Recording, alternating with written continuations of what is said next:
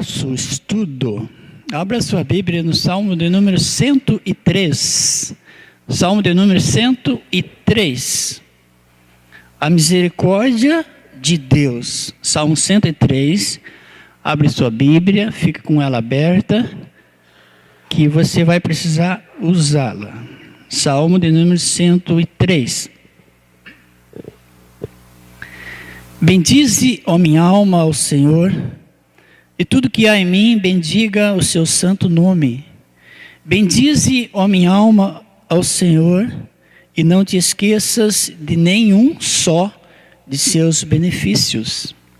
É Ele quem perdoa todas as suas iniquidades, quem sara todas as suas enfermidades, quem da cova redime a tua vida e te coroa de graça e misericórdia, quem farta de bens a tua velhice, de sorte que a tua mocidade se renova como a da águia. O Senhor faz justiça e julga todos os oprimidos. Manifestou os seus caminhos a Moisés e os seus feitos aos filhos de Israel. O Senhor é misericordioso e compassivo, longânimo e assaz benigno. Não repreende perpetuamente, nem conserva para sempre a sua ira. Não nos trata segundo os nossos pecados, nem nos retribui consoante as nossas iniquidades. Pois quanto o céu se alteia acima da terra, assim é grande a sua misericórdia para com os que o temem.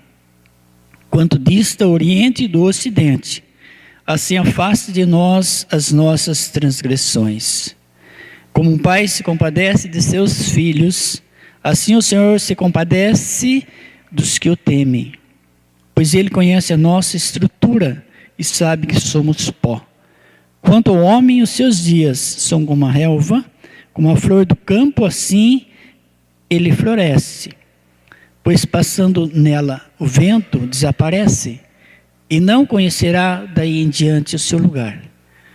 Mas a misericórdia do Senhor é de eternidade a eternidade sobre os que o temem, e a sua justiça sobre os filhos dos filhos, para com os que guardam a sua aliança e para com os que se lembram dos seus preceitos e os cumpre.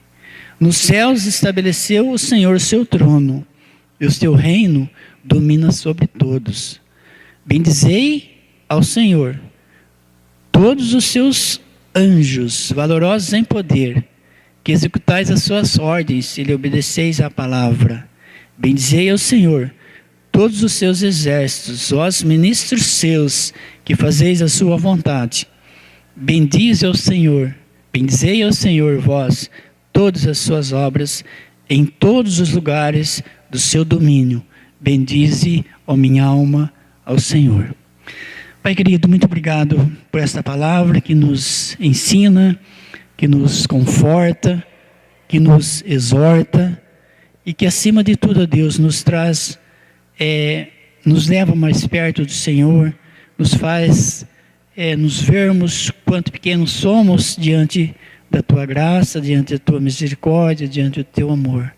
Fale o nosso coração e sustenta a nossa fé a cada dia. Em nome de Jesus. Amém. Os dois primeiros versículos, leia aí na sua Bíblia. Quero que você participe de uma forma bem especial hoje desse estudo. Bendize, ó minha alma, o Senhor, e tudo que há em mim, bendiga o seu santo nome. Bendize, ó minha alma, o Senhor, e não te esqueças de nenhum só de seus benefícios. Tem um hino que nós cantamos, e nós cantamos quase sempre em aniversário, é Quantas Bênçãos. E esse texto, ele está falando que não é para a gente esquecer de nenhum só dos benefícios. Será que a gente consegue, você consegue lembrar de um só benefício que você recebeu de Deus hoje? Só um. Pensa aí. Mas o texto está falando que um dos benefícios de Deus para conosco é o perdão. É Ele quem perdoa todas as tuas iniquidades. O segundo, quem sara todas as suas enfermidades. Veja que o perdão de Deus sobre as nossas vidas, ele faz parte do seu plano. Perdão de Deus para as nossas vidas, para mim, para você, faz parte do plano dele para a nossa salvação. Faz parte do plano dele para a sua igreja. E perdão, se a gente parar e pensar, é uma coisa bastante interessante. Perdão. Perdão é algo que se pede, mas nesse caso, ele é oferecido. Veja que um dos benefícios é o perdão de Deus. É Ele quem perdoa todas as tuas iniquidades. Eu quero pensar com você a respeito desse perdão de Deus. É algo que, para nós, conseguir isso só pela misericórdia de Deus. E o texto vai falar isso mais para frente. Esse texto também fala da graça de Deus. Nós sabemos muito bem que a misericórdia de Deus, ela está juntada, ou ela faz parte, ou é sinônimo da graça de Deus. Por quê? Veja bem, Deus nos perdoou, por quê? Por causa da sua misericórdia. E Ele nos resgatou. Veja que interessante. E Ele nos livrou, e Ele nos conduz nesse perdão, ou debaixo dessa misericórdia que se renova cada dia, por causa da sua graça. Não é a mesma coisa, misericórdia e graça. Elas se juntam uma à outra, mas não é a mesma coisa. Eu li um artigo que dizia assim, que a misericórdia de Deus, pela sua misericórdia, Ele não nos dá o que nós merecemos. Você já ouviu isso?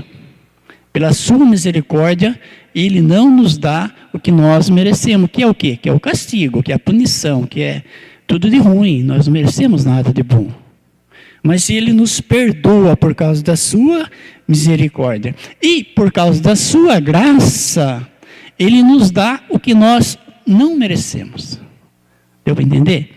Por causa da sua misericórdia, Ele não nos dá o que merecemos, que é o castigo, que é a punição. E por causa da sua graça, Ele nos dá o que nós não merecemos, que seja o perdão. É Ele quem perdoa. E é Ele quem sara todas as suas enfermidades. Aqui, esse segundo benefício está relacionado à vontade de Deus. Pela sua vontade, Ele cura ou Ele deixa de curar. Então, quando esse texto está falando desse benefício de Deus, que é a cura, Ele está falando da vontade de Deus que prevalece sobre a nossa vontade. Nós queremos um Deus que faça a nossa vontade. Como é bom. Eu pedi, Deus atendeu. Eu pedi, Deus atendeu. Eu pedi, Deus atendeu. Ou seja, um Deus que faça a minha vontade. Mas não é assim. Não é assim. É o Deus que nós conhecemos, o Deus que nós pregamos, o Deus que nós confiamos, Ele é soberano. E a vontade dele que prevalece sempre. Então, o segundo benefício é a vontade de Deus. E o terceiro benefício que nós vamos encontrar no verso 4 é o plano de Deus na redenção do homem. O plano de Deus na redenção do homem. É Ele que redime a tua vida, que da cova redime a tua vida. Então, o plano de redenção de Deus é o plano para a igreja, é o plano para a minha vida, é o plano para a sua vida. Nós vamos ver mais na frente que existem algumas condições para isso. Não há nenhuma condição para a salvação, porque nós seremos incapazes de ser salvos por esforço nosso. Mas para a nossa caminhada cristã, há condições sim, vocês vão ver. E o quarto benefício é a providência de Deus. Verso 5. Quem farta de bens a tua velhice, de sorte que a tua mocidade se renova como a da águia. A providência de Deus. Deus tem providenciado para mim, para você, tudo que nós precisamos. Tudo. Comentava com a Zeneiro antes que Deus tem providenciado para mim pessoalmente, para minha família, mais do que nós merecemos. As bênçãos de Deus, elas têm sido abundantes nas nossas vidas, na vida da igreja. Eu acho que quase todo mundo poderia dizer o mesmo que eu. Infelizmente, a gente encontra às vezes pessoas que não têm a mesma experiência que a gente tem com a palavra de Deus, com esse Deus que providencia tudo, as pessoas só reclamarem. Encontrei um amigo meu um dia desses, perguntei como é que ele estava, fiquei até com pena de tão mal que o homem estava. E ele começou a citou 5 ou 6 problemas na vida dele. E isso por quê? Porque ele não tem, com certeza, uma experiência como essa que nós temos com Deus, que é providente, que providencia tudo que nós precisamos. A partir do verso 7, parece que muda um pouco o assunto. Ele manifestou os seus caminhos a Moisés e os seus feitos aos filhos de Israel. Mas se ele continua fazendo isso, manifestando a mim e a você os seus caminhos, os seus desejos, os seus planos. Muitas vezes nós que fechamos os olhos, ou tapamos os ouvidos, ou não queremos ver a manifestação de Deus, aquilo que Deus quer mostrar para a gente. Mas se nós nos esforçarmos um pouquinho só, atentarmos para a palavra de Deus, com certeza nós vamos entender isso. Com certeza nós vamos de certa forma, nos aproveitar disso, daquilo que Deus tem para nós. As bênçãos de Deus estão disponíveis para as nossas vidas. E Ele quer manifestar isso a nós. Mas é preciso que a gente tome decisão, que a gente tome atitude nas nossas vidas. O Senhor é misericordioso e compassivo. Longânimo e assaz benigno. Não repreende perpetuamente, nem conserva para sempre a sua ira. Não nos trata segundo os nossos pecados, nem nos retribui consoante as nossas iniquidades. Pensa nisso. O quanto esse Deus que nós pregamos, esse Deus que nós professamos, que nós dizemos que cremos nele, Ele tem cuidado de nós, e quanto Ele cuida de nós. A partir desse outro verso, do verso 11, nós vamos começar a ver algumas condições para que isso seja real nas nossas vidas. Verso 11. Pois quanto o céu se alteia acima da terra, assim é grande a sua misericórdia. O final do verso diz o quê? Para aqueles que o temem. A palavra de Deus, se a gente olhar com cuidado, se a gente se aproximar dela com bastante sede, a gente vai começar a perceber que o nosso Deus, Ele é justo. Alguém disse e diz, você deve ter ouvido, todo mundo é filho de Deus, não importa como ele viva. Mas a Bíblia não diz isso. Que Deus é amor, por isso Ele perdoa todo tipo de pecado. Sim, perdoa. Todo tipo de pecado. Ou seja, Ele tem poder para isso. Mas eu pergunto, aquele pecado pequenininho que nós cometemos de vez em quando, não é muito sempre, é de vez em quando. Se nós não pedirmos perdão a Deus, se nós não confessarmos, se nós não deixarmos, Ele é perdoado? Claro que não. Claro que não. Se nós deixarmos os nossos pecados, se nós confessarmos os nossos pecados, a Bíblia diz que Ele é fiel e justo para nos perdoar os pecados e nos purificar de toda injustiça. Mas se confessarmos os nossos pecados e reconhecermos isso, todos nós vivemos em sociedade e temos experiências várias para ser contadas. Quantos de nós já pôde conviver com pessoas que não reconhecem de maneira nenhuma a sua situação? Não quer reconhecer. Então, se eu não reconheço o meu pecado, se eu não confesso o meu pecado, esse texto aqui não se enquadra comigo. Quanto o céu se alteia da terra, é grande a sua misericórdia. E, no verso anterior, não nos trata segundo os nossos pecados. Mas isso é real para a vida daqueles que o temem. Assim é grande a sua misericórdia para os que o temem. Então, há uma condição, sim. Não para a salvação, porque a salvação nós alcançamos de graça, mas para a nossa vida cristã, para a nossa caminhada cristã, há condições, há regras a seguir. Quanto dista o Oriente do Ocidente, assim afasta de nós as nossas transgressões. Como um pai se compadece de seus filhos, assim o Senhor se compadece de quem? Todo mundo. Deus amou todo mundo. Deus deu o seu Filho por amor ao mundo. Mas o texto está falando que é sobre os que o temem. Deus enviou o seu Filho ao mundo. Deu o seu Filho unigênito para que todo que nele crê não pereça, mas tenha a vida eterna. Mas todo que crê, né?